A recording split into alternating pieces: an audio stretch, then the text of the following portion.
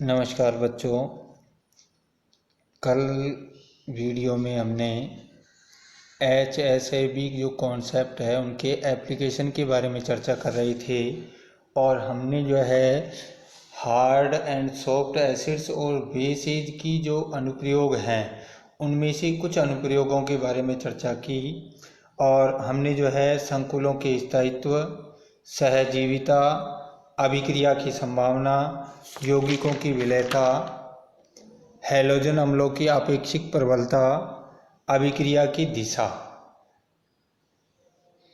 तथा उभयदंतुक लिगैंड युक्त संकुलों में बंधन के बारे में जो है हमने चर्चा की।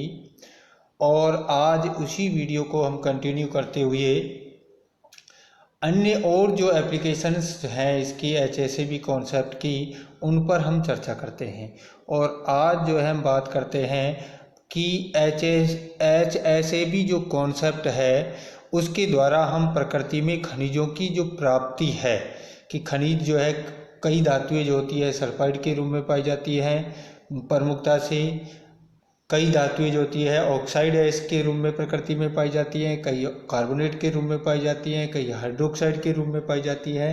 तो ये अलग अलग धातुएं जो है कौन से अयस्क के रूप में पाई जाएंगी, इस बात को जो है हम HASAB कॉन्सेप्ट के द्वारा आसानी से समझा सकते हैं।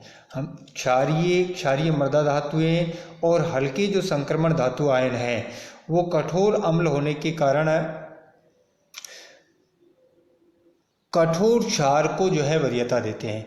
यही कारण है कि क्षारीय मृदा धातु और उनकी जो संक्रमण धातु आयन है वो प्रकृति में ऑक्साइड और कार्बोनेट के रूप में पाए जाते हैं, क्योंकि ऑक्साइड जो होता है वो कठोर लिगैंड है। इसके विपरीत जो भारी संक्रमण धातुएं होती हैं जो कि मृदु व्यवहार की है वो मृदु लिगैंडों के साथ जो है प्रबल बंध बनाती हैं, तो वो जो है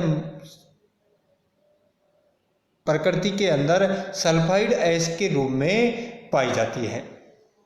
तो ये था, इसके आधार पर जो है हम आसानी से समझा सकते हैं। जैसे हम देखें मैग्नीशियम है, कैल्शियम है, एल्युमिनियम है, आयरन है, टिन है, ये जो है आपकी कठोर अम्ल है, क्षारीय और क्षारीय मृदा धातुएं हैं। तो ये प्रकृति में ये जो है कार्बोनेट है इसके रूप में, magnesium carbonate, calcium carbonate, aluminium oxide के रूप में, ferric oxide, stannous oxide, cupric hydroxide, cupric carbonate, इस रूप में जो है ये धातुएं पाई जाती है। लेकिन जो मृदु धातु आयन है जैसे सिल्वर है, कॉपर है, जिंक है, मरकरी है, ये प्रकृति में सल्फाइड अयस्क के रूप में पाई जाती है। जैसे Cu2S है, Ag2S है, जिंक सल्फाइड है, HgS है, ये ऐसी धातुएं हैं जो सल्फाइड अयस्क के रूप में पाई जाती हैं। जो सीमावर्ती अम्ल हैं जैसे निकिल +2 है, Pb+2 है तथा कॉपर +2 जो है वो सल्फाइड और कार्बोनेट दोनों अयस्कों के रूप में पाई जाती हैं। तो प्रकृति में खनिज किस रूप में पाया जाता है इसकी व्याख्या जो है हम HASAB कॉन्सेप्ट के द्वारा आसानी से कर सकते हैं। जो नेक्स्ट अनुप्रयोग है वो है धातु उत्प्रेरकों का विषाक्तन, पॉइजनिंग ऑफ मेटल कैटालिस्ट्स। देखो मृदु जो धातु हैं धातुएं जैसे प्लेटिनम है, पैलेडियम है, ये उत्प्रेरक के रूप में कार्य करती है। और ये धातुएं मृदु लिगैंडों जैसे कि कार्बन मोनोऑक्साइड है, ओलिफिन है, फास्फोरस है, आर्सेनिक युक्त लिगैंडों द्वारा विषाक्त हो जाती है, क्योंकि मृदु जो लिगैंड है वो मजबूती से धातु आयन की सतह पर अधिशोषित होकर के सक्रिय स्थलों को अवरुद्ध कर देते हैं। और जब सक्रिय स्थल रुक जाएंगे तो ये धातुएं जो है उत्प्रेरक के रूप में काम नहीं करती है या इनकी क्रियाशीलता जो है वो कम हो जाती है। अगला जो अनुप्रयोग है वो है आपका हैलोजन विनिमय अभिक्रिया। एल्किल क्लोराइड जो है RCl की सोडियम आयोडाइड के साथ अभिक्रिया करवाने से एल्किल आयोडाइड और सोडियम क्लोराइड बनता है। इस अभिक्रिया को यदि और इसी तरह से जो है एल्किल आयोडाइड की AgF के साथ अभिक्रिया से AgI और RF बनता है। इस अभिक्रिया को हम HASAB कॉन्सेप्ट के द्वारा आसानी से समझा सकते हैं। तो एल्किल जो क्लोराइड है उसमें NaI जो होता है जो कि कठोर अम्ल और मृदु क्षार का लवण है। ये आसानी से जो है Cl को प्रतिस्थापित कर देता है सोडियम परमाणु, और ये जो है आपका NaCl बन जाता है और Ri बन जाता है। क्योंकि पहले जो Na लवण था वो कठोर और मृदु का था, और बाद में जो लवण बनता है NaCl वो कठोर का लवण है, इसलिए ज़्यादा स्थायी होता है। इसी तरह से यदि हम एल्किल आयोडाइड में से आयोडीन को प्रतिस्थापित करना चाहते हैं तो हमें जो है सिल्वर लवण जो है काम में लेते हैं, क्योंकि आयोडीन जो है वो मृदु लवण है, मृदु क्षार है, और ये जो है सिल्वर द्वारा आसानी से विनिमय हो जाता है, और इससे आपका एल्किल फ्लोराइड बनेगा और AgI जो है वो AgI बनता है, जो कि मृदु का लवण होता है। तो इस तरह से हैलोजन विनिमय अभिक्रियाओं को भी हम इस सिद्धांत के द्वारा HSAB सिद्धांत के द्वारा आसानी से समझा सकते हैं। अगला जो अनुप्रयोग है इसका वो है कॉपर +2 और कैडमियम +2 आयनों का पृथक्करण। हम जानते हैं कि कॉपर +2 और कैडमियम आयनों का पृथक्करण के विलयन में KCN की उपस्थिति में हम H2S गैस प्रवाहित करते हैं। कॉपर +2 और कैडमियम को यदि हम विलयन से पृथक करना चाहते हैं तो उसमें पोटेशियम साइनाइड की उपस्थिति में H2S गैस प्रवाहित करते हैं, तो कैडमियम सल्फाइड तो अवक्षेपित हो जाता है, लेकिन कॉपर सल्फाइड जो है वो अवक्षेपित नहीं होता है।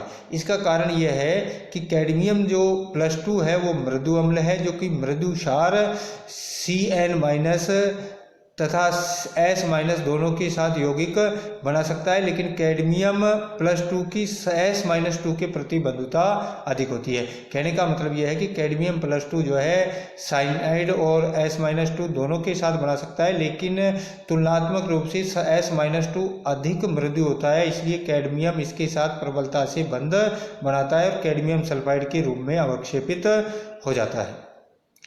कॉपर +2 जो है एक सीमावर्ती अम्ल है, जो कि कॉपर प्लस में अपचयित होकर के साइनाइड के साथ समकुल बनाता है कॉपर फर्स्ट CN⁴ -3। इस प्रकार जो कॉपर सेकंड CN⁴ -2 जो है की तुलना में कॉपर फर्स्ट CN⁴ ज़्यादा स्थायी होता है।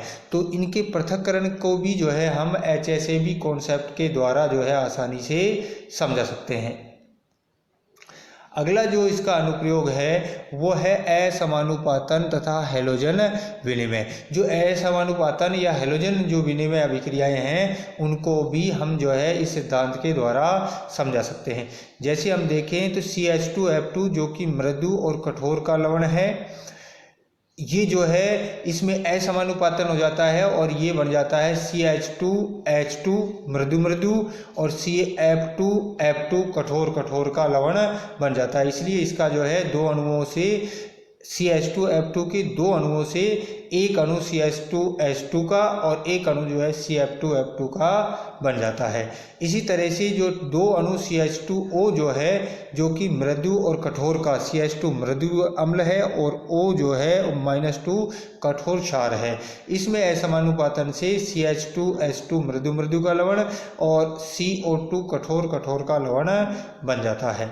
इसी तरह से CF3I और CH3F के मध्य जो अभिक्रिया है इसको भी हम इस आधार पर समझा सकते हैं। CF3 जो है आपका मृदु अम्ल है, जबकि I जो है I- जो है वो CF3 जो है वो कठोर अम्ल है, जबकि I- जो है वो मृदु क्षार है। तो ये जो है कठोर और मृदु का जो लवण है। इसी तरह से CH3 मृदु है और F जो है कठोर है, तो ये आपस में जो है इनमें हैलोजन विनिमय हो जाता है और CF3F बनता है जो कि कठोर का लवण है, और CH3HI बनता है जो कि मृदु का लवण है, जो तुलनात्मक रूप से अधिक स्थायी है। इसलिए HSAB जो कॉन्सेप्ट है उसके द्वारा हम इसको समझा सकते हैं। तो ये थी मुख्य अनुप्रयोग हार्ड एंड सॉफ्ट एसिड और बेस प्रिंसिपल के।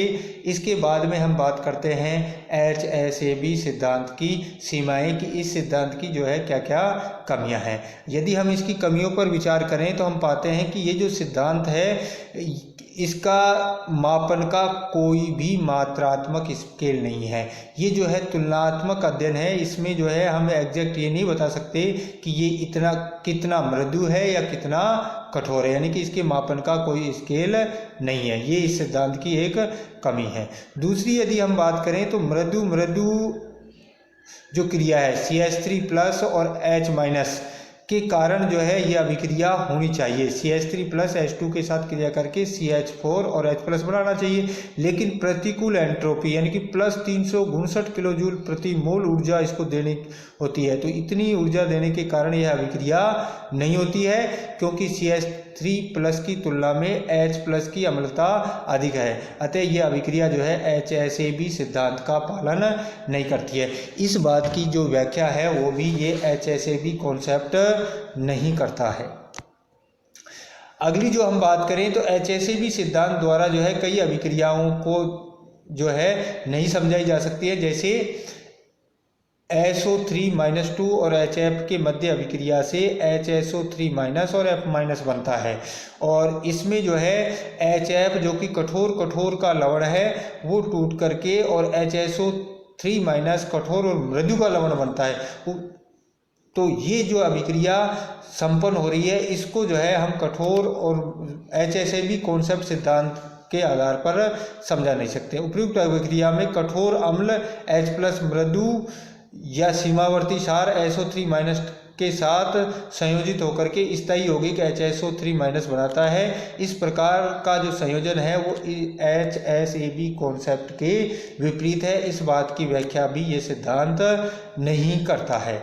तो प्यारे बच्चों, हमने जो है HSAB जो सिद्धांत है कठोर एवं मृदु अम्ल और क्षार के बारे में जो है विस्तार से चर्चा की विभिन्न वीडियो में, और आज के लिए इतना ही।